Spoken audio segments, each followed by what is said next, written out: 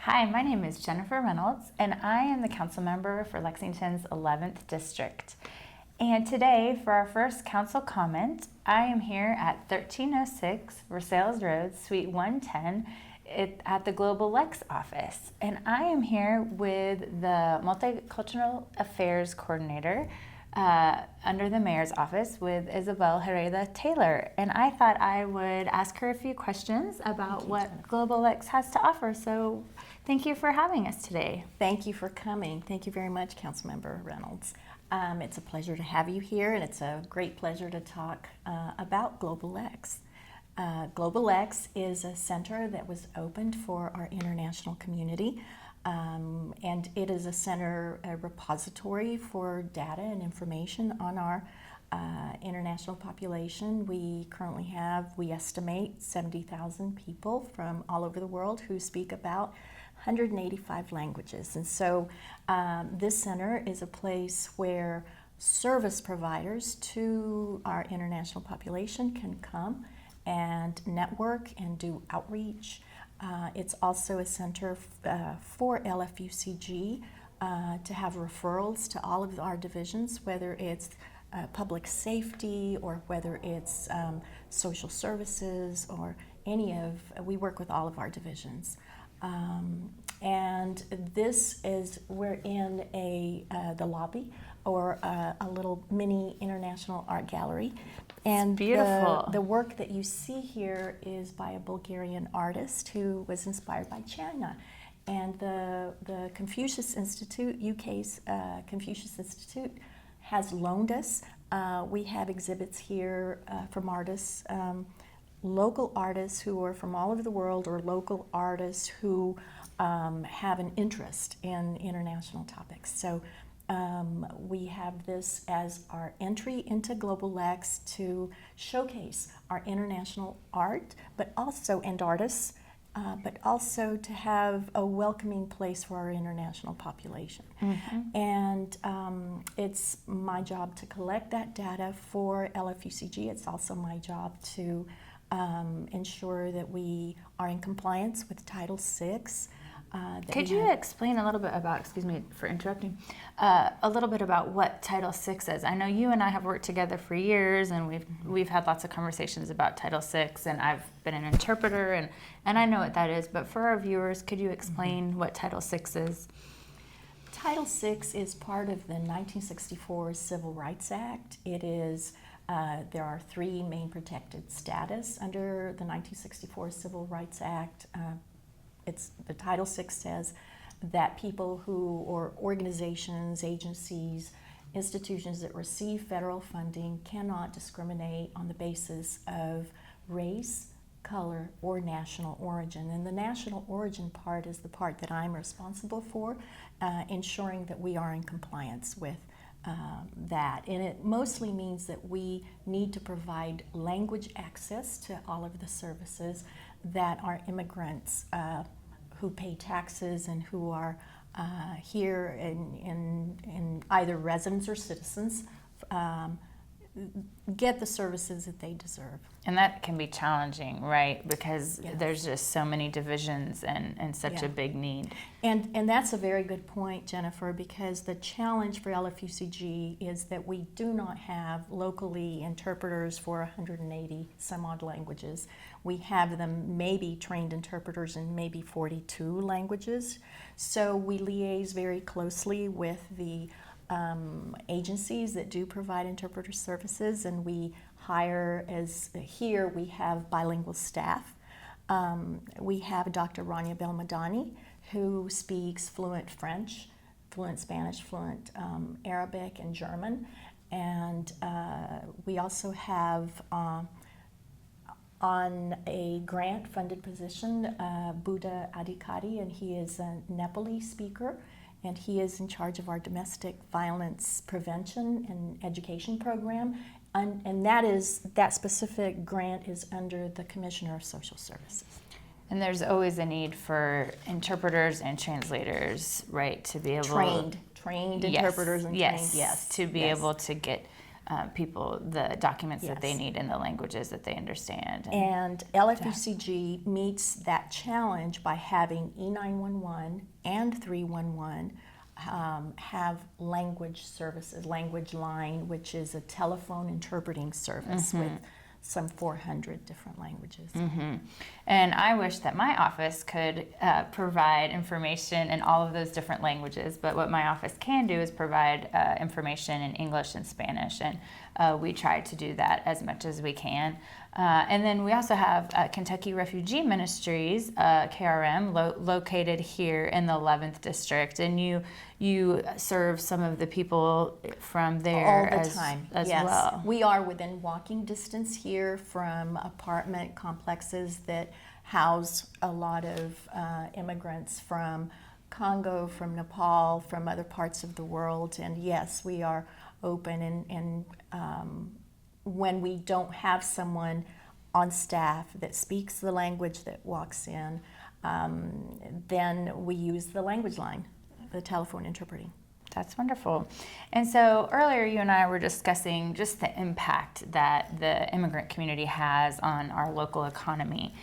And we were looking at some statistics that show that several hundred million dollars are coming from immigrants into our local economy every year, as well as they're providing hundreds or thousands of jobs. That is true, and we're always collecting information on the contributions and the economic, as well as the civic and the cultural.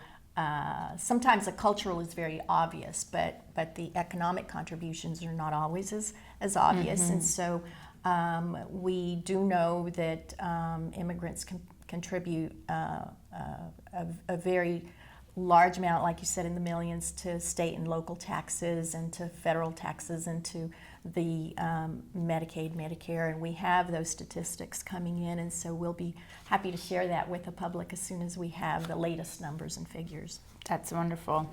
And so you were talking about the different things that are available here. So if someone is not sure what resources are available to them, or maybe one of our viewers is working with a neighbor or someone that they know that is trying to find resources, could you repeat what resources that you have available here? Well, we provide the main thing that we can provide is language access to services and referrals to the not only LFUCG's services, but also to our community partners. And for instance, with our domestic violence or human trafficking victims, they can walk in here. We have a translated to Spanish and French the resource manual that the Commissioner's office, Stephanie Thixton, and her board prepared. And so we've translated that, and we want to do it in other languages. So we will have someone here and connect them. And the connection isn't just go and call that person, because they can't. And so we will do it for them. Oh, wonderful. And we will provide that language assistance to ensure that the agency that we're sending them to has the ability to help them in the appropriate language. That's wonderful. And when you talked about having a resource for domestic violence, what does that look like? If someone were concerned or had an issue at home, they could come here to get help, or what happens? Absolutely. There are many agencies in town that will, including Kentucky Refugee Ministries, that is a safe place for victims of violence to come, and we will take them by the hand and walk them through the process to get all of the services that they may need as victims of violence. We also are a place where someone in their family that has drug addiction or alcoholism or other opiate problems, then we can connect them to the right resources and get them the right information. In fact, we have parenting and other programs that we have started with the Division of Youth Services with their assistance. They have the expertise, so we bring them or the community to them or them to the community. And so where we see a need, we try to match the experts. We've had classes here on, we've brought the experts to explain, and we had 5 different languages. Our last series was 5 different languages, in Swahili, Nepali, Arabic, Spanish, and I think Kinyarwandan. And we had parents and teenagers learning about drugs and how to avoid them. That's wonderful. So another thing, so you and I serve on the Mayor's International Affairs Commission, as well as the Lex Count, Complete Count Committee for the 2020 census. And that's really going to be a challenge. The thing that we want is to make sure that everybody in Lexington is counted, because the city will receive money based on how many people are counted, and in addition to that, we want to have accurate numbers to represent and representation. And so for our immigrant community especially, we want to make sure they're being accurately represented. So what are some things that you're doing working on that? Well, some of the messages that I'm trying to get across to our local community is help your neighbor.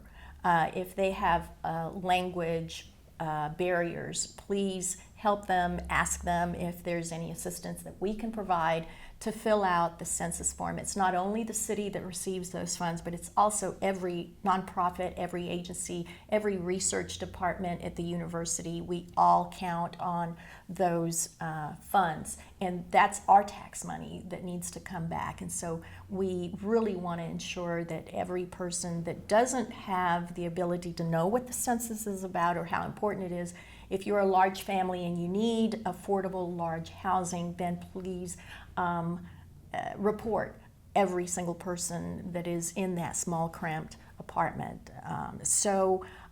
We really, it's a big SOS to the local community to help us help our international community to report.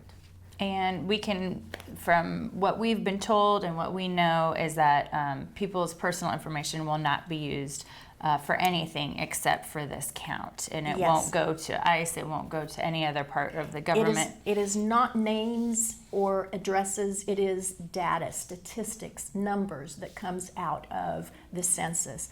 And for 70 years, no one can look at that information that hasn't sworn to uphold the confidentiality of that information. So we ask you to help us make sure that everybody gets counted in 2020. Well, Isabel, thank you so much for having me here, and thank you for what you do for our community. I appreciate being able to work with you on several different projects, and I hope that you will be able to refer people now that you know a little bit more about what Global Lex does. So thank you for tuning in for this council comment.